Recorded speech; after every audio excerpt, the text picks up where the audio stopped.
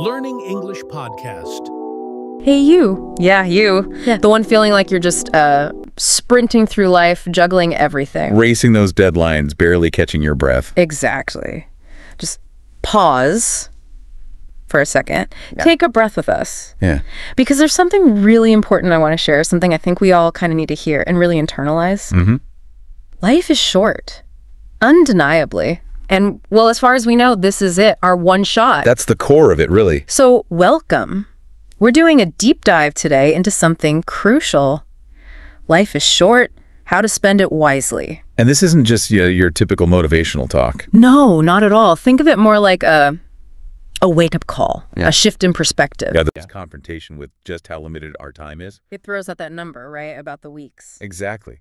Roughly 4,000 weeks in an average lifetime. Uh-huh. When you hear that, it's not some abstract idea anymore, is it? No, it feels very contained. Yeah. Finite. Suddenly, how you fill those weeks feels incredibly important, like massively significant. It really is a jolt to the system. It moves it beyond just, oh, time flies, to something much more concrete. Right. And what I found really thought-provoking was this idea that we often waste time not on, like, actively bad things. Uh-huh. Not necessarily destructive stuff. But on the unintentional things, the sort of default settings, the autopilot activities that just pile up without us even noticing. That's such a key point from the source. It really pushes you to look at those daily habits, the things we barely think about. Like the endless scrolling. Yeah, or the constant worrying, or that feeling you need to compare yourself to everyone online. Which in small doses maybe aren't terrible, but they add up, right? They can just consume huge chunks of those 4,000 weeks without really giving us back anything we genuinely value. it makes you think about the opportunity cost, doesn't it? What else could we have been doing with all that time? Totally. It's like we're just simmering along, not fully, in a moment. And then there's that classic human thing, Yeah. putting stuff off. Oh, I'll get to it later. Always later. Starting that novel or taking that trip. Mending that relationship, finally getting some rest. It's always later. The source calls it a mirage, which is such a perfect word for it. Yeah. Because how often does later actually arrive? Right. So often, later just becomes never. And this forces us to confront that feeling many of us have, maybe subconsciously, that time is just endless, renewable. But it's not, is it? The source is really clear. You don't earn time. You don't bank it. Nope.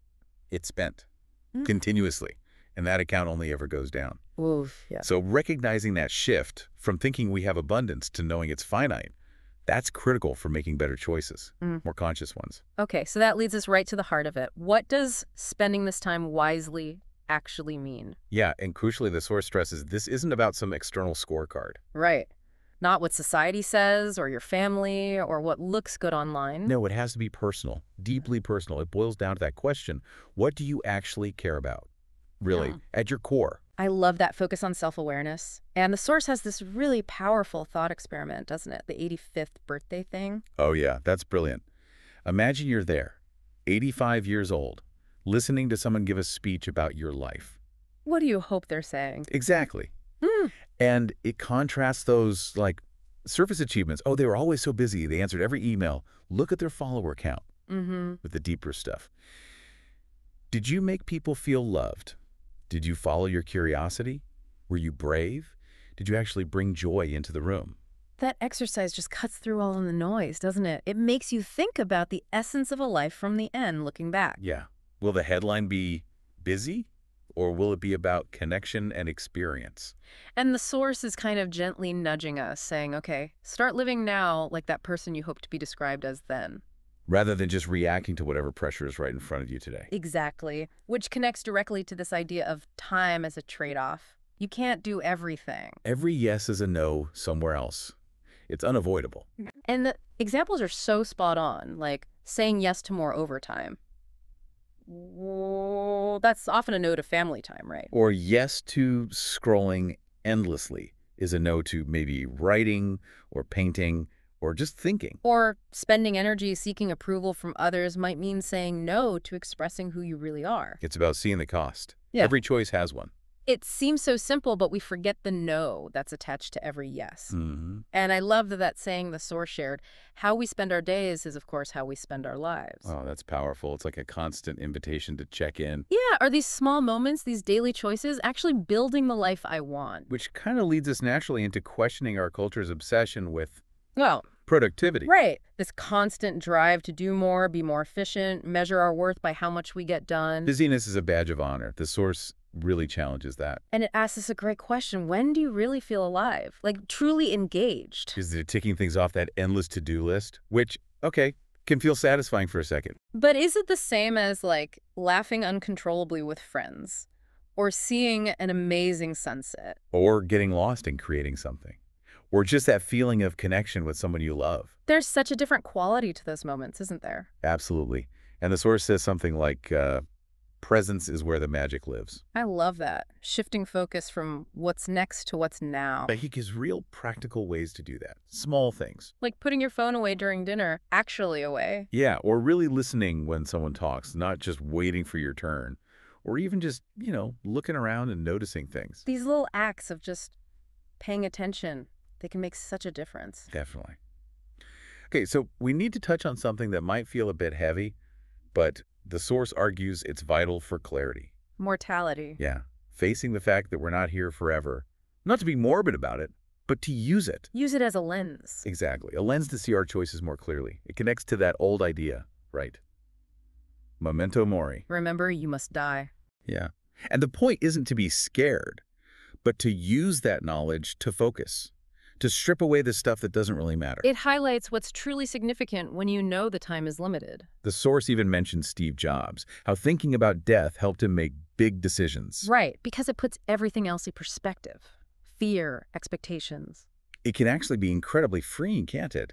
Knowing your time isn't infinite. Yeah, it kind of gives you permission to be bolder, maybe. Stop waiting for the perfect time. Stop settling and really embrace the moments we have. So if we're aware time is short and we use that awareness, where does that lead us? What's central? Well, the source argues it leads to love, fundamentally. And that's love in a really broad sense, isn't it? Totally.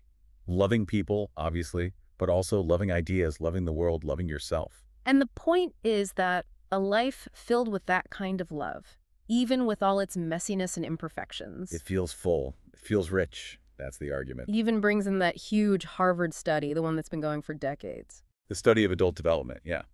And what does it find?